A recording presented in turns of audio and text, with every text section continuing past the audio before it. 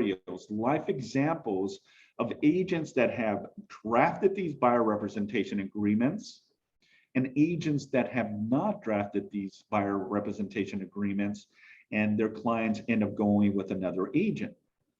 Now, the simple approach is if you lock in an agreement, it's somewhat of a guarantee that we can go after because we have paper trail to back up our case.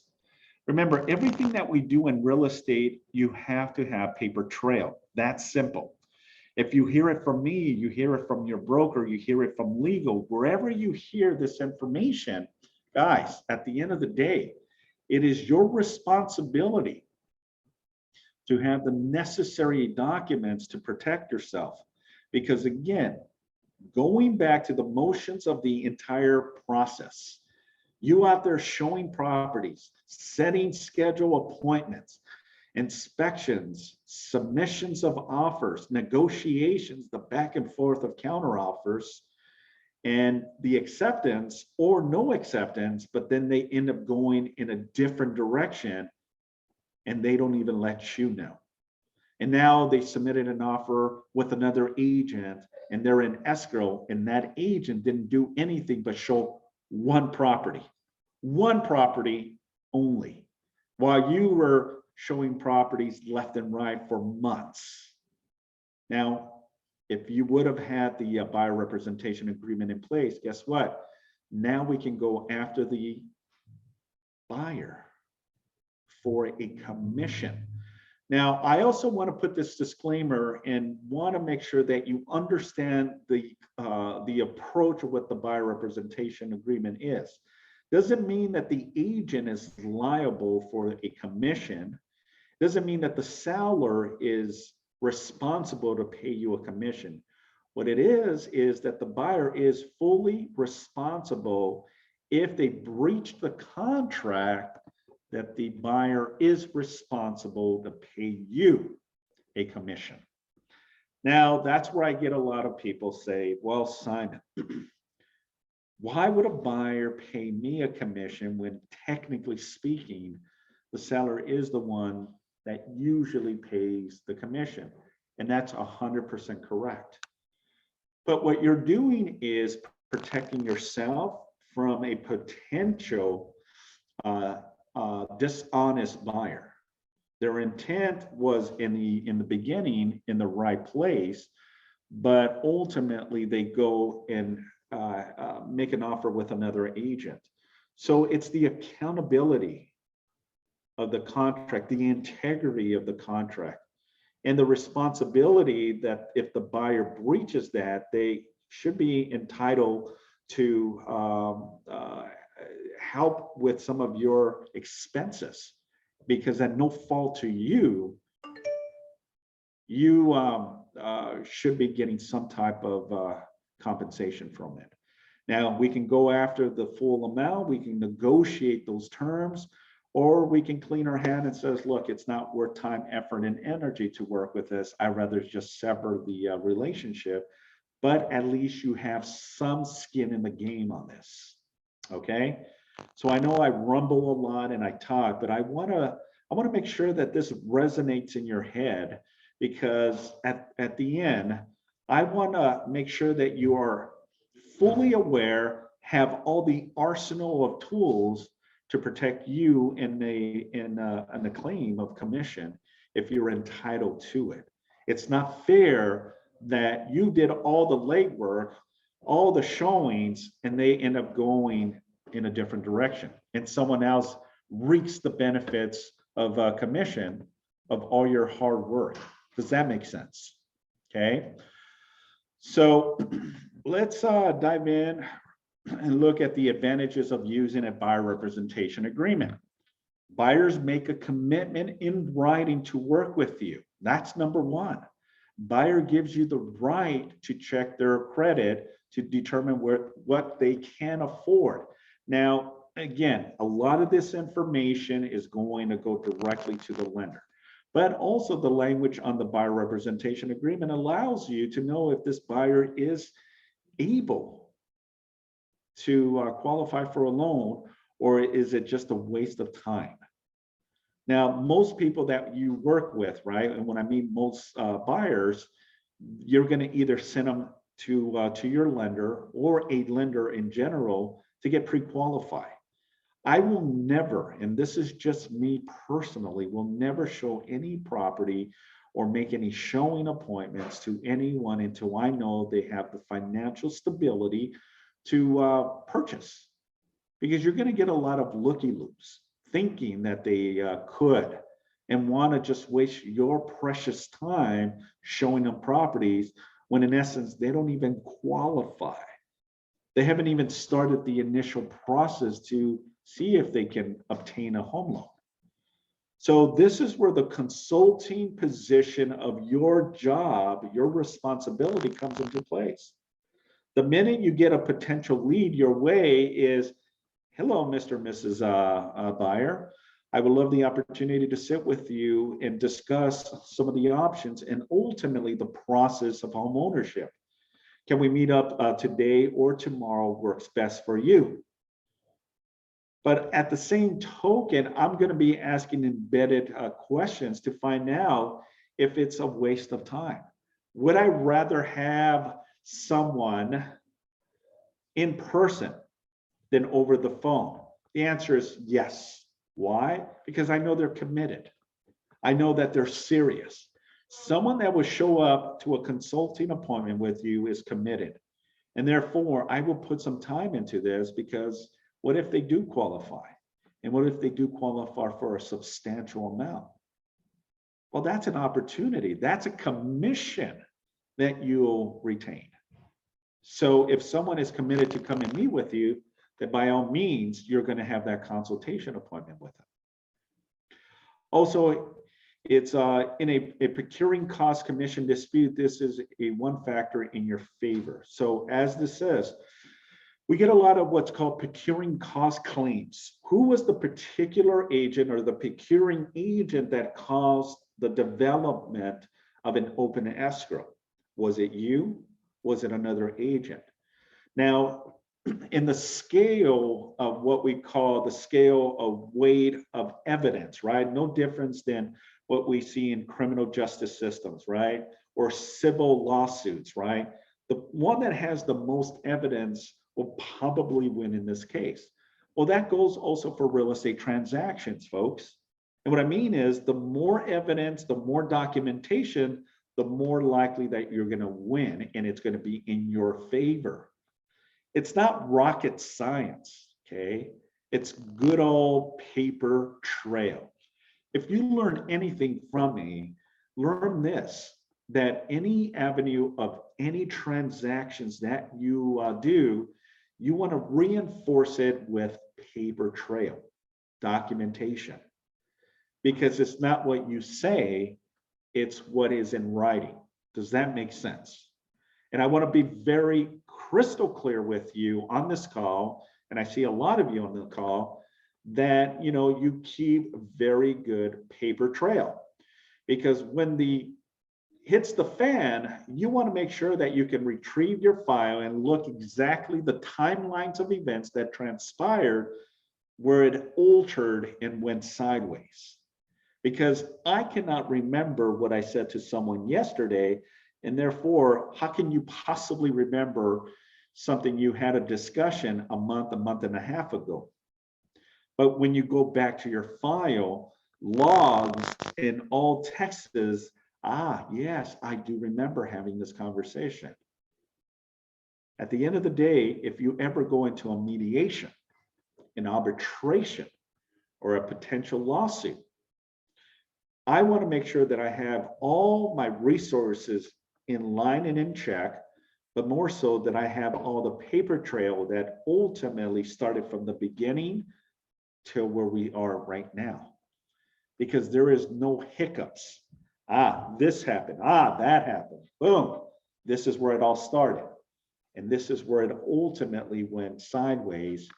But because you have the right documentation in place, then most likely it'll be in your favor. Not necessarily you're going to win, okay? And I want to be crystal clear that even though you may have all the paper trail, all the signatures and all the agreements, text, voice message, and all this good stuff, does that mean that it's still guaranteed?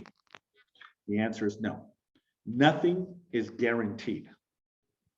Okay, so I'm putting that disclaimer out there. Nothing in real estate is guaranteed.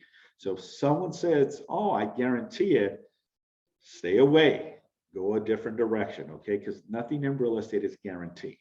And you shouldn't be saying, I guarantee, okay? Because if you do guarantee, you want to make sure that you are fully committed to that and you back yourself up on that. Because any little thing that is not considered guaranteed can be a liability. Make sense? Okay, awesome. See, you guys are awesome students. I love it. All right. Overcoming buyer objections. Okay, and here is, some of the things that you may hear. Confirms your commitment to work with the buyer. Clearly identifies what broker will do. In changing markets, buyer representation is more important. Buyer payment reduced if seller broker offers compensation. And I'll explain it a little bit more. Incentives to explore properties that are not listed on the MLS and those offered at minimum compensation. So we're going to talk about negotiations of commissions, but we're also going to talk about the difference. Let's say that you're researching the MLS. And in researching the MLS, you identify a property that your client loves. You set an appointment to go and preview the home. They go in there, they love the property, it hits all the bells and whistles, and now they want to submit an offer. But in submitting the offer, you realize, holy crap, it's only paying a 2% commission. And on the buyer representation agreement, you said the minimum would have been 2.5. So the incentive here is obviously the buyer can't pay the difference of that half a percent, meaning the seller pays you the 2 and the buyer can pay you that 0.5 point for a total of 2.5%. Or if it's 2% and you requested a 3% commission, then you can go after the buyer for that 1%. Okay. Now everything is negotiable. Just because the buyer agreed to pay you a certain commission and the seller is only paying you a certain commission doesn't mean it's set in stone. But you have the arsenal and the tool that you can negotiate and say, look, I know that we put 3% and I know that the difference between what the seller is willing to compensate, you are responsible to pay me that 1%. But you can negotiate that, meaning you can say, pay me the full, pay me the half, pay me flat, or pay me nothing. I will take what the seller is willing to compensate me. So you can use that as an avenue of negotiations. Okay. Other professionals provide services require contracts. Well, I also want to talk about the 3 levels of what these buyer representation agreements are in place. These 3 representation agreements represent compensation or no compensation. And any of the 3s is perfectly fine, but I want you to understand your position. Because there's agents that say, look, I do not want to charge my buyer any commission if the seller is giving me less than what I agree to. And that's where the not for compensation, the BRNE form comes into play. And these 3 forms are all part of ZIP forms, okay? Your California Association of Realtors forms. If you type in BRE, if you type in BRNE, or if you type in BRNN, it'll provide you with the 3 forms: exclusive and for compensation, which is the most secured protection that you can have with representing the buyer. Then you have what's called non-exclusive, meaning that you can negotiate the compensation. And that's what I said earlier. If the seller is only giving you 2%, but you ask for 2.5% on the buyer representation, you have the authorization to negotiate that under the non-exclusive and for compensation. Then you have the BRNN, the non-exclusive, but not for compensation, meaning you are not asking for any commission from the buyer. All the commission will come through the seller. Now, also what I want you to understand that all of these forms protect you. And it protects you from the buyer going with another agent. It's a security reinsurance agreement. It doesn't guarantee that they'll stay with you, because I've seen firsthand where buyers sign off on these agreements and still cheat on their agent. And I've seen where we have a secure form, secure position, the buyer had breached the contract, and we go after for damages, and the buyers will sometimes not compensate, or compensate you a different amount than what is agreed upon. At the end of the day, it's between you and the consumer, the buyer, that is willing to get compensated or not, or at least see what and how much you can possibly get. Now, nothing is, again, set in stone. Nothing is secured or guaranteed, but these forms definitely will help you anchor yourself better and give you more leverage to negotiate and ultimately get more into your favor. Any questions regarding the BRE, the BRNE, and the BRNN form? Okay, all three do the same thing.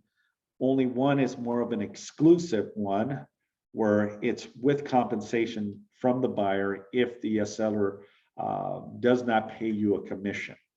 This is more like the transactions involving for sale by owner. Why do sellers sell FSBOs? Because they don't want to pay a commission. But the buyer wants this property. You are being represented by this client, and therefore the buyer can pay you a commission. So the non-inclusive one means that they can work with somebody else for some other property? Run that by me again. The non-exclusive part of that, the other two, right? The first one is exclusive, I get that. Next two, non-exclusive. That means they can work with other agents for other properties? Yes. That means that you have the flexibility and the leniency to allow them to work with other buyers, other buyer agents as well. Now, there's very specific verbiage on these forms that you can still go after the buyer and say, look, I understand that there is a non-exclusive between you and I, but the agreement that you write in there says that you have X amount of time to work with them. And this is why it's very important. No difference than a listing agreement, right? A listing agreement allows you, the selling agent or the listing agent, X amount of time to sell that property, right? Under the exclusive, meaning if it's 6 months, if it's 3 months, right? You have the authorization to find and identify and get an offer accepted and ultimately open escrow, close escrow, and get paid a commission. That's why we have an effective date and an expiration date, right? After that expiration date, the sellers can do whatever they want. They don't have to relist with you. They don't have to pay you a commission, and they can go on to list their property with someone else. Well, the buyer representation agreements on all three different categories work the same. It provides you with the first page of the agreement with very specific terms. Well, what are the terms? What areas you're working on? Is it a specific city? Is it a specific county? Or is it a specific region? Or is it in all general, the whole entire state of California? And I'll explain the pros and cons when it comes to that as well, because I want you to also understand that these forms also have a little bit of gaps. And if you're not very specific, there's loopholes that allow the buyer to wiggle their way out of paying you a commission. And I'll explain how that works throughout the presentation. What is included on the buyer representation agreement?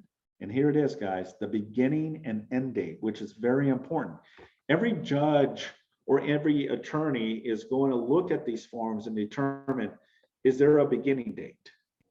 And it also, is there a expiration date?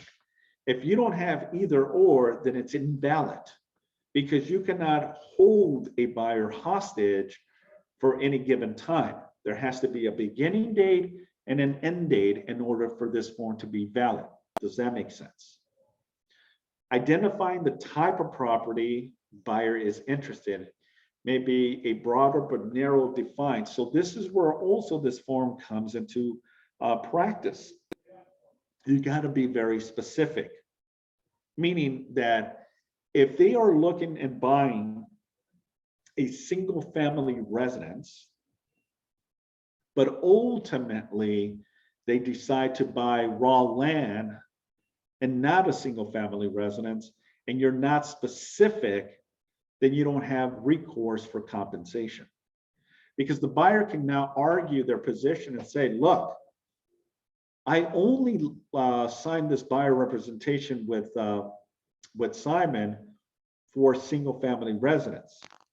I never went into details. If I don't buy a single family residence, but I buy raw land, this agreement is void. So how do you protect yourself from these claims? You put it in writing. You put it that if they're buying, if there's any indication that they're buying anything other than SFRs, triplex, duplex, fourplex, commercial, business opportunity, then you want to make sure that you put that all on this agreement to cover yourself in all bases. Okay, because that's the loophole, guys. They buy something that was not agreed upon, they're not obligated to pay you a commission. And they can use that as the card and say, look, I agree to single family up to 4 units, but we ended up buying a business opportunity. Even goes with manufactured homes. Be specific. Because if they are looking to buy a home, but they transition in a manufactured home or mobile home, that changes the trajectory of this argument in a compelling position. So cover all bases and say we're going to be looking at SFR, single family residence, up to 4 units.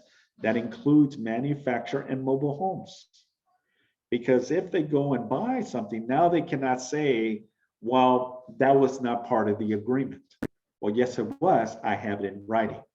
You said single family up to 4 units, and you end up buying a manufacturer, but we also put there that if manufacturing is purchased, then we can go after a compensation, a commission. Compensation is due if buyer buys the property identified during the term of the agreement. There you go, folks. The whole purpose of the beginning and date is that it allows you to collect the commission if this buyer goes in a different direction, breaches the contract, and does not tell you and goes with another agent. This is why it's very, very important that the information identifies the term of the agreement. If that agreement is 60 days, 90 days, 180, heck, 1 year agreement, then you are protected under these terms. Once it falls out of the terms of that agreement, then unfortunately the buyer buys something after the expiration, you as the agent are not entitled to any commission. Does that make sense? Buyer credit for compensation received from others like seller brokers, okay? Now, the credit becomes where I said earlier, you prepare this buyer representation agreement, right? And you say 2.5%. You're on the MLS and you find a property and identify, show the property, they submit an offer gets accepted, you're in escrow, but the compensation is 2%. What this agreement is, you can give the credit and say, look, I'm already collecting 2%. I don't need to collect from the buyer the additional 0.5 point. You have that discretion to do so. Or you can say, nope, you know what? A contract is the contract. We agree to it. Therefore, the buyer is responsible to pay me the difference of 0.5%. Okay, that's what it means. Also, included in the buyer representation agreement is, can agree to refund an excess commission to the buyer. Now, that's a funny one, right? So what that means is that the language on the 3 different buyer representation agreements says that if you end up getting an excess of a commission, you put 2.5%, but you end up getting a 3% commission compensation for submitting an offer.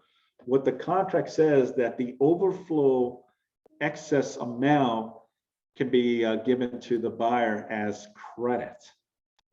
Okay, so be very, very careful in how you put these forms together, because if the buyer is savvy, they're going to say, well, Simon, wait a minute. We agreed to 2.5%, but the listing agent is offering and the seller offering 3%. Therefore, I want half of that percentage to go towards my closing costs. And there's no way of arguing, because you both need to sign this buyer representation agreement, and the contract clearly states that any excess amount of commission can be agreed upon to the buyer's closing cost. Okay, so be very, very, very careful. Now, the buyer agreement also says about the agency and fiduciary responsibility from an agent to a principal buyer of what your responsibilities are.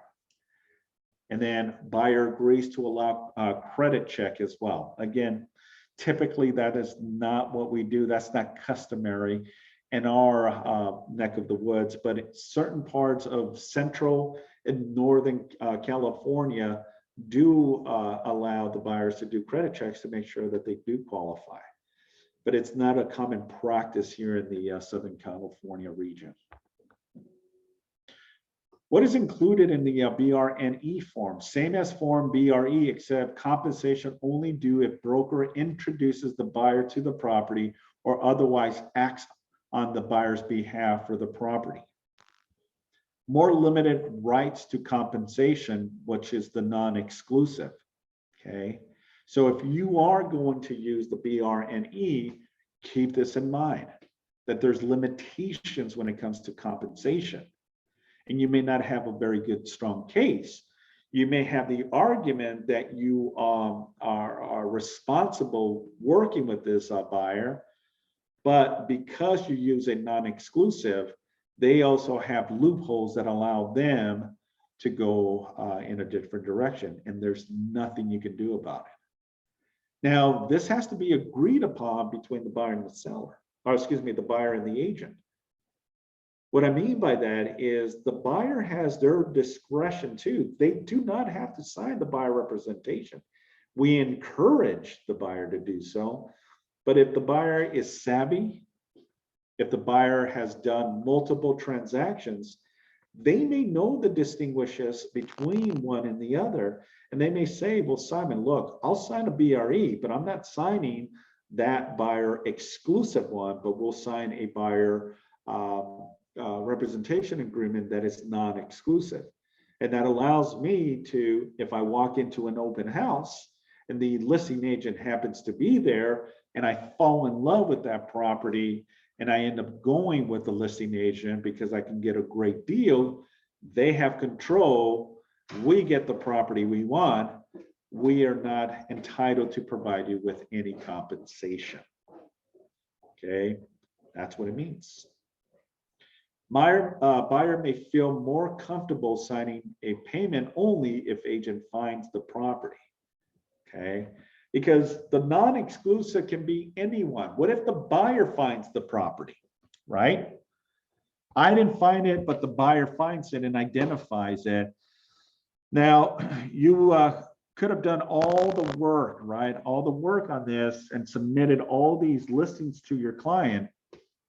But at the end of the day, let's say that your buyer finds it on an off market or gets wind from a potential consumer or seller saying, hey, I'm going to sell my property. You interested?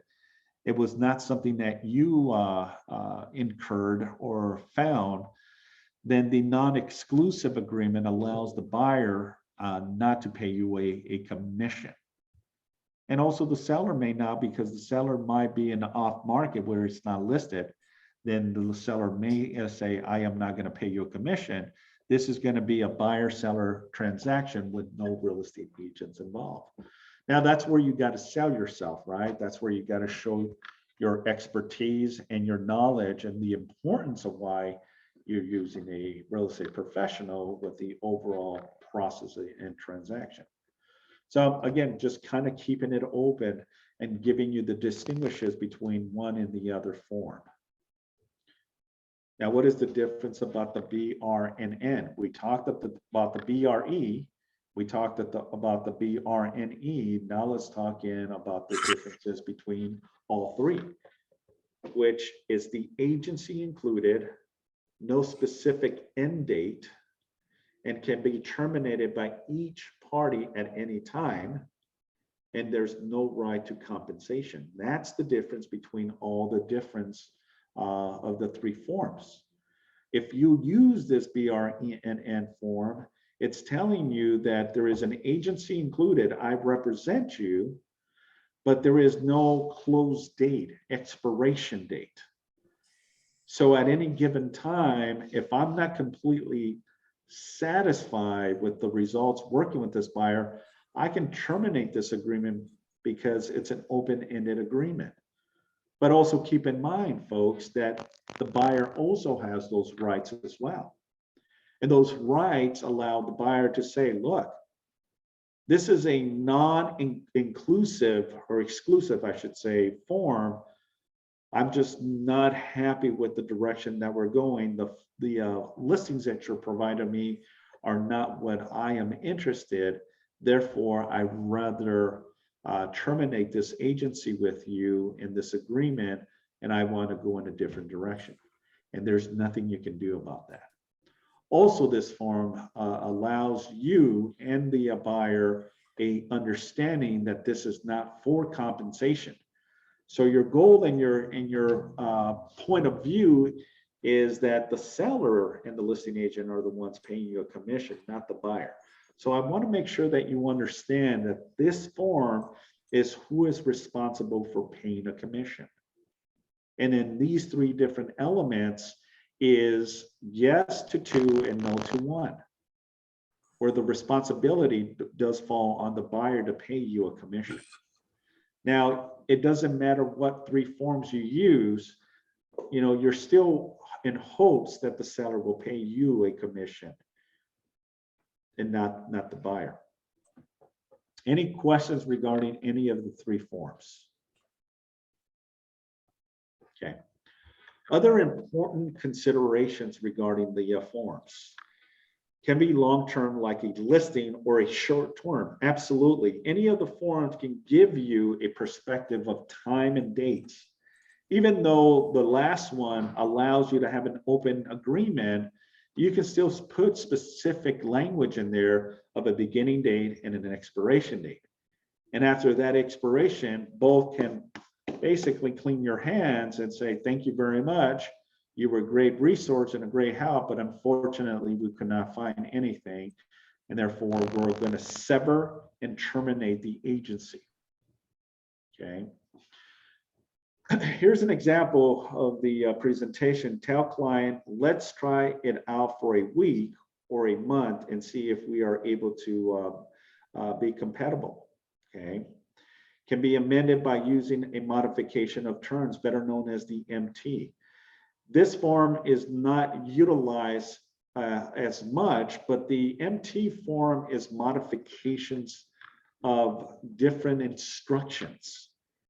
So out of the 3 forms that you're utilizing, if there is different language or modification, this is where the modification of terms, better known as the MT, will come into effect.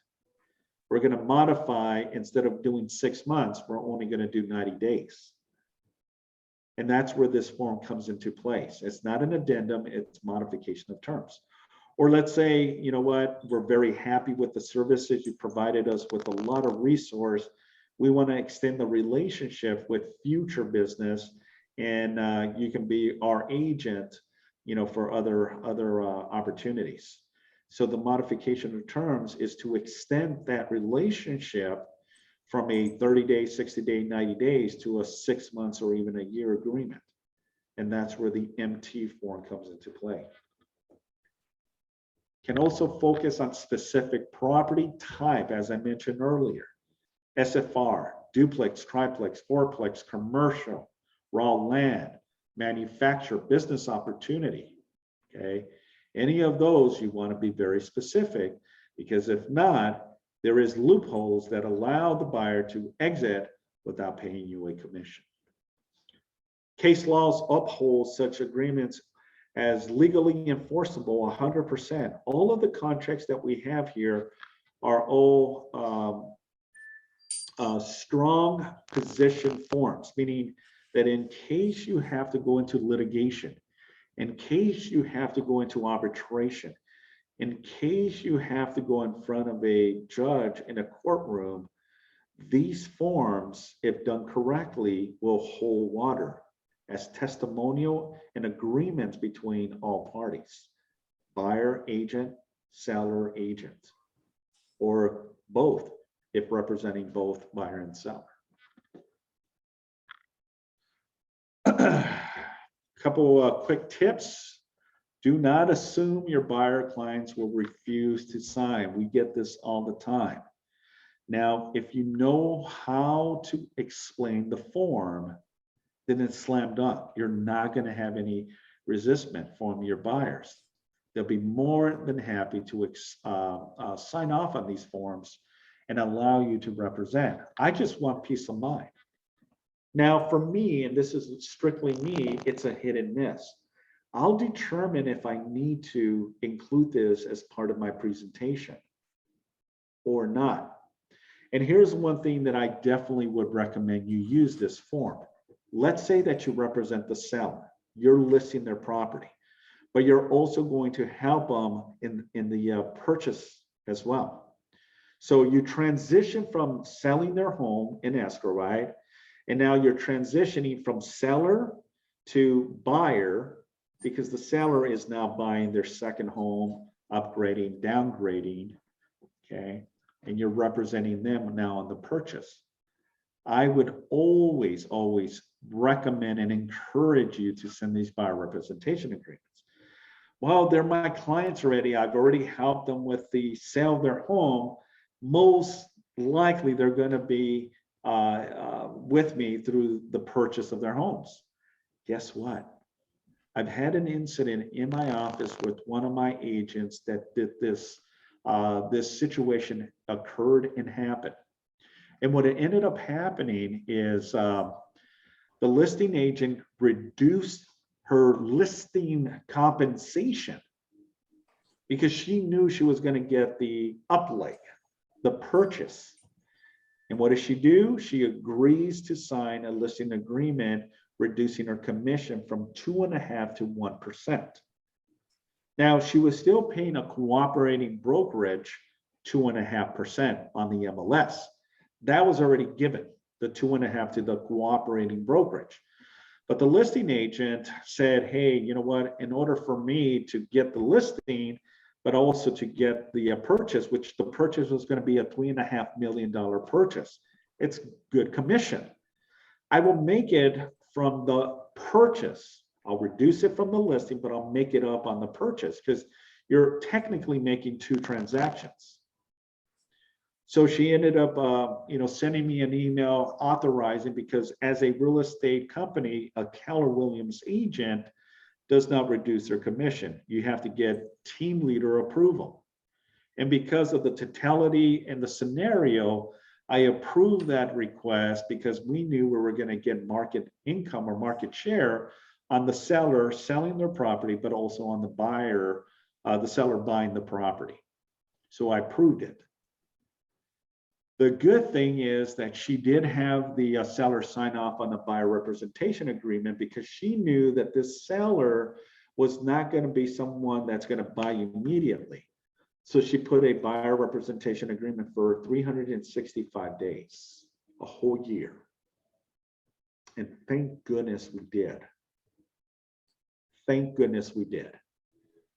Because after showing properties, submitting offers, showing more properties, 150 homes later, 6 months later, what does the buyer do? The buyer goes and buys a property with a listing agent that was hosting an open house. And she went MIA with us without telling us she was going to go in a different direction. She had put something in writing saying, hey, look, we've done this for 6 months. You haven't been able to help us identify a property. But wait a minute, we showed you properties, we submitted offers, but they didn't get the offer accepted. And then the offers that they did get accepted, they were canceling. The buyer, who was their client as a seller, ends up finding a property on an open house in Orange County and submits the offer with the listing agent. They end up opening escrow and closing escrow with the listing agent in place. And we completely did not hear from the buyer until my agent started doing a little bit of searching and put 2 and 2 together and realized, oh my gosh, they have closed on a transaction 4 months earlier. And we were able to identify the buyer because they were being very sneaky. They put the property in a trust. So if it wasn't for the agent looking a little deeper, they would have saw that they transferred their names into a trust to hide their entity from us going after.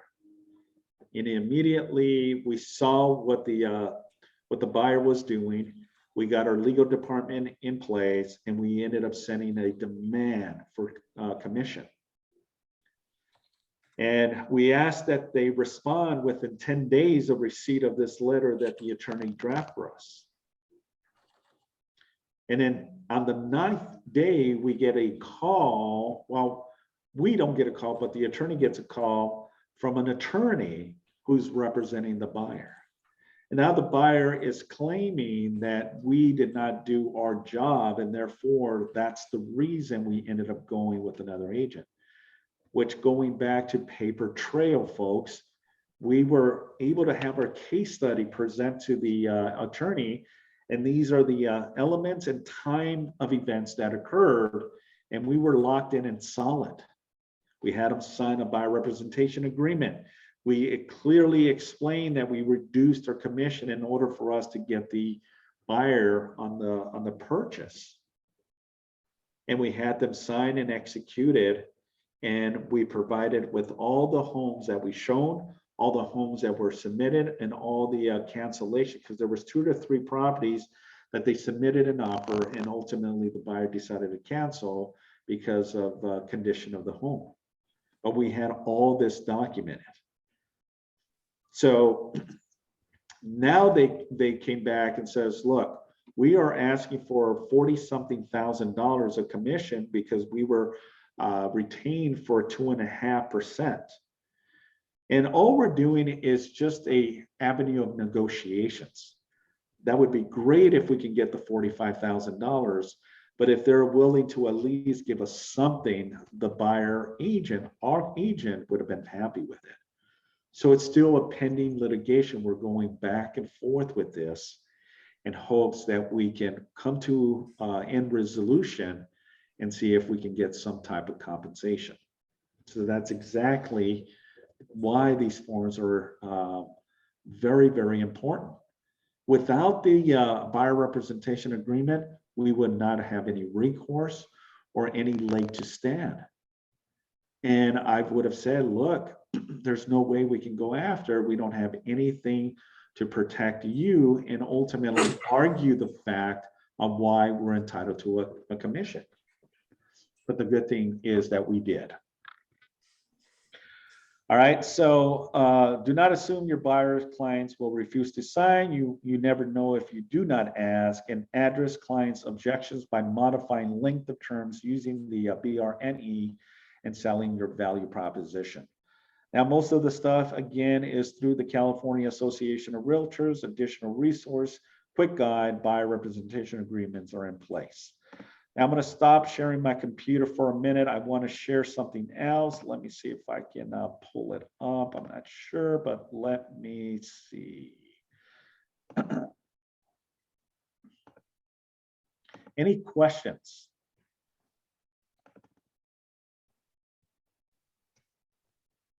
All right. All right, do you guys see my zip forms? Is that a yes? No?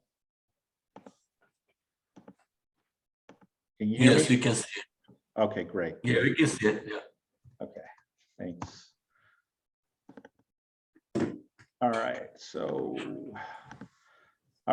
here is the agency. When you do a buyer representation agreement, it's already going to provide you with the, sorry, this thing is going 100 miles. It's already going to provide you with the agency disclosure, right? The AD form, which is this one right here. Okay, that automatically populates with the BRE, the BRNN, or the BRNE form. But this is an example of the actual buyer representation agreement that we truly want you to understand, grasp, and acknowledge, but more so have the buyer sign off on it. Now, there's a lot of jargon in here, and it may be a little bit overwhelming and maybe a little bit intimidating for the buyer to sign, because it's 5 pages of jargon in here. But this is what's going to protect you from a claim in case your buyer decides to go in a different direction. Now we can file a claim against them and go after a commission. So the BRE is an exclusive right. Obviously, the representation is the buyer's information, the company, which is Keller Williams, and then the beginning date and expiration date, which is very important. You leave these 2 blank, guess what? It's not going to hold water. It will not hold water. You need to have a beginning date and an expiration date. Now, property to be inquired, this is where you want to be very, very detailed in your argument in case the buyer sees loopholes and wants to not pay a commission. Location. Well, the purchase, lease, or acquisition of any real estate property or manufactured home described as location, be as detailed as possible. Because if you only say, let's say, the city of Torrance, just because my office is here, and they end up going to Lomita or Redondo Beach or Hermosa or Manhattan Beach, guess what? That's the loophole. They can say, look, I only agree to Torrance. Anything outside of Torrance, we did not agree to, therefore we are not entitled to pay your agent a commission. So the way you protect yourself from this is just put LA County. LA County is a broad county with very detailed cities. It has city of Los Angeles, city of Whittier, city of Calabasas, I think, yeah, Calabasas, you know, and a lot of the surrounding areas. So now you just covered yourself on a broader scale. Does that make sense? Okay. Now, price and range. Okay, also you need to, the more information, the better position you're going to be. You want to make sure that you cover every basis.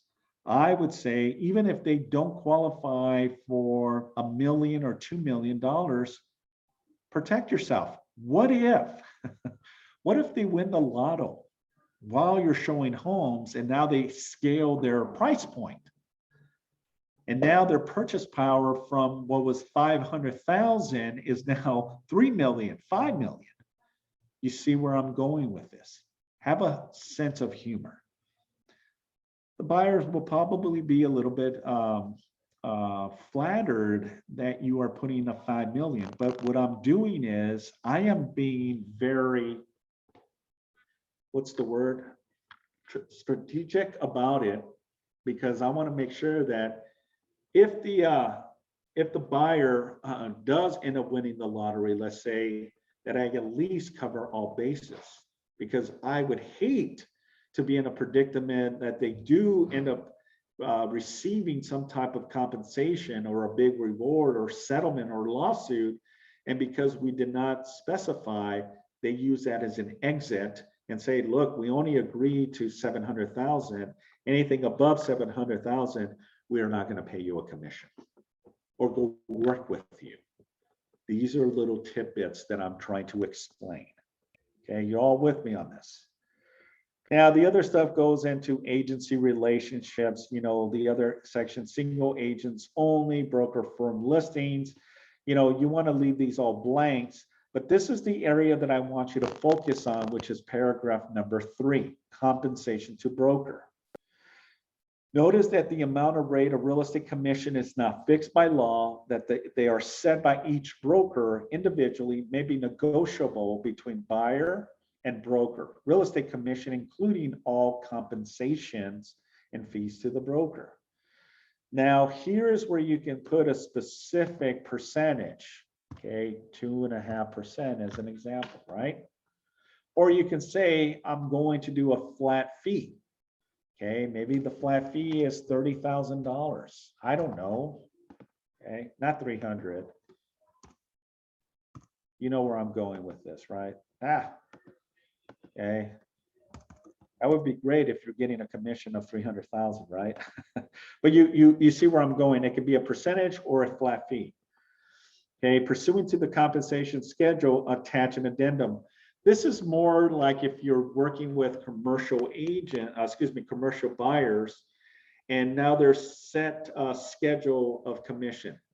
Maybe your first 3 years, you're going to be compensated. Any renewals after that on increments of 1 year, 2 years are going to give you another scale of compensation. So this form allows you to add an addendum to your agreement that allows any future earnings of compensation, and the buyer will be responsible. Now, this is where a lot of buyers get a little eerie about, is signing off on this compensation. Well, why would I be paying you a commission, Simon? You're supposed to help me identify a property, and the seller should be paying you a commission towards the net proceeds of the seller's sale. This is where the follow-up section of section 3B as in boy come into play. And I want you to understand, because this is where a lot of agents get very confused. And I'm going to go briefly through this, and I apologize that I'm going a little over my time. I said an hour, but this is very important information for you to have, because I want you to understand your role regarding buyer representation agreements. Now, section 3B as in boy says the following: compensation payments and credits. Buyer is responsible for paying of compensation provided for in this agreement in general. However, if anyone other than the buyer compensates the broker for services covered by this agreement, that amount shall be credited towards buyer's obligation to pay commission. There you go, folks. That's the exit. If anyone other than the buyer pays you a commission, the buyer is free. They don't need to pay you a commission. And if you explain it to the buyer saying, look, yeah, the sellers typically pay you a commission, or anyone else can pay me a commission, but to protect the integrity of our agreement, I want to make sure that we're both crystal clear in our approach and in our position, that if I'm going to spend the time, effort, and energy, in return and for respect and integrity of this agreement, that you also will also be part of this agreement. And if anything changes, that we at least have an agreement or compromise. But this form just lays it out that if I do not get a commission, then you would be responsible. But also it reflects that if anyone pays me a commission, then Mr. and Mrs. Buyer, you are not responsible to pay me. You are credit that amount. Okay, that's what it clearly states. Now, it also goes into and says about, crediting the buyer. I would not check that, but if you do check that off, it's basically saying, if you agree to 2.5, and then the buyer, the listing agent and the seller give you a 3%, what you're saying is that you will give the difference back to the buyer as credit. Okay, so don't check that off. But if it's a family member or someone that you do want to contribute, then by all means check it off. And then any overage of commission, then you would just compensate the buyer. Section C2, always put a time as well. I usually like to put 120 days after expiration. What this means is that if this relationship severs and you are no longer working with this buyer, but this buyer is sneaky and ultimately goes back to a property that you showed or submitted an offer and they end up buying, you are now entitled within that window of 120 days, 30 days, 60 days, 90 days to go after a commission, because it was your doing that they were able to see this property, and ultimately you can go after a commission after you have severed that relationship, meaning the expiration, the beginning, the expiration, 120 days starts from that moment that it expires or it cancels. And maybe it's that the buyer is being sneaky and they don't want to pay and they want to work with someone else. You can go after and get compensated up to the amount that's indicated here within that time frame. Okay. All this other stuff is just really jargon that I recommend that you read, but it's really just, the responsibilities and obligations of the broker, the obligations and the scope of the buyer, the scope of the seller, the scope of the agents, and then ultimately any additional terms and conditions regarding this agreement. It also goes into talks about mediation, that if we are in disagreement, we will ultimately try to mediate this before it escalates to a potential lawsuit. And the whole purpose of that is to, dispute any misunderstanding. And sometimes by going through mediation, it'll resolve the situation. And now you'll see from the buyer's perspective or the agent's perspective, the agreement that is in favor to all, and you move on. That's the whole purpose. All right. And then the rest of the disclosures in place. Okay. Any questions on any of the information that I've just provided you? Did it all make sense?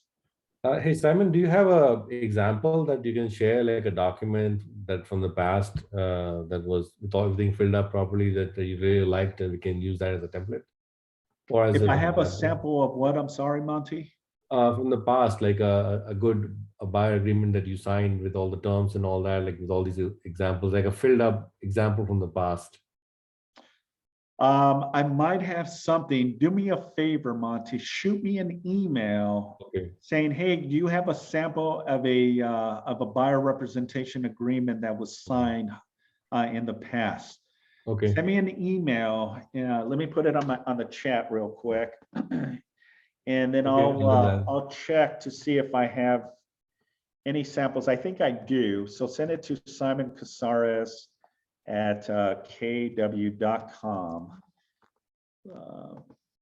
1 second here.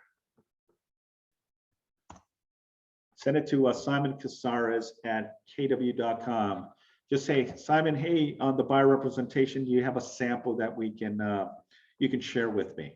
And then I'll see. I think I have some samples that I can forward to you. Just shoot me an email when you have an opportunity. Okay, thank you so much. Bye. Okay, you're Thanks. welcome, Monty. Thank you, sir. Anyone else? All right. Well, thank you. I really, really appreciate you hanging. I know this information is a little bit dry and boring, but again, the elements of why these buyer representation agreements are crucial and very important is to understand your position as a professional.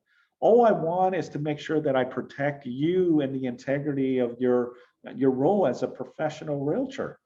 And that if you're going to be working with a buyer, that you understand your role and your responsibility, but more so that the buyer understands their role and their position as well.